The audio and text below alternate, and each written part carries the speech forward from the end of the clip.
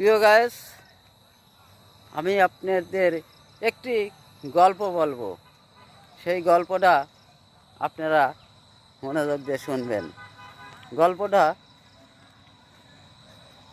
কেউ ভিডিওটা ধাক্কা না দিয়ে গল্পটা শুনবেন। আমি সুন্দর একটি গল্প বলবো আপনাদের। সেই গল্পটা আপনারা সবাই মনোযোগ দিয়ে শুনবেন। গল্পটা হলো আপনাদের মাঝেই এই গল্পটা বলতেছি। সেই গল্প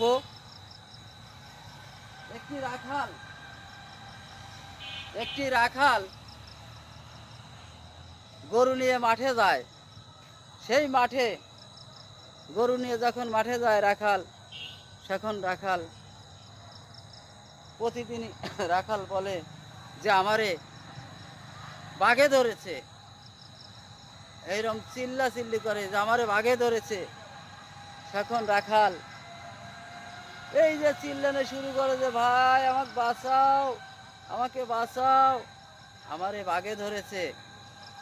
তখন বাঘ এর গল্পটা সেমন শুরু করে যে আমাকে বাঘে ধরছে। রাখালরা সবাই একসাথে মাঠে গরু রাখলে পরে ধরেন এক বট গাছের কাছে যা রয়েছে, দেখি কি হলো, দৌড় পারে যা দেখে যে বাঘও নাই, কিছুই নাই।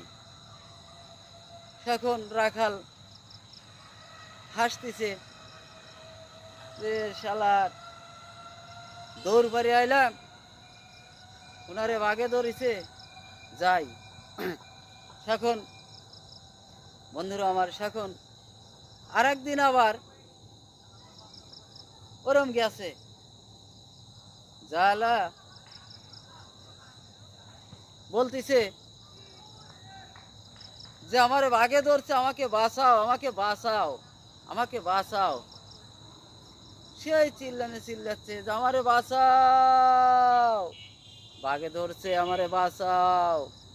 এখন রাখালরা বলতেছে না, যাওয়া যাবে না, শালা সেদিন আমারে ধোকা দিছে, আজ যাওয়া যাবে না। আসলেই বাস্তবে সেদিন সত্যি সত্যি সেই বাঘে ধরেছে ওনারে।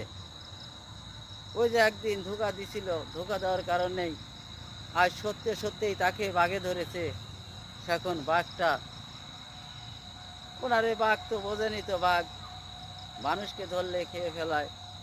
এখন বাঘ ওনারে সত্যিই ধরেছে। আর কেউ সেদিন যায় নাই, সেদিন আর কেউ যায় নাই যে এমনি চিল্লাচ্ছে যে আমারে বাঘে ধরছে। যা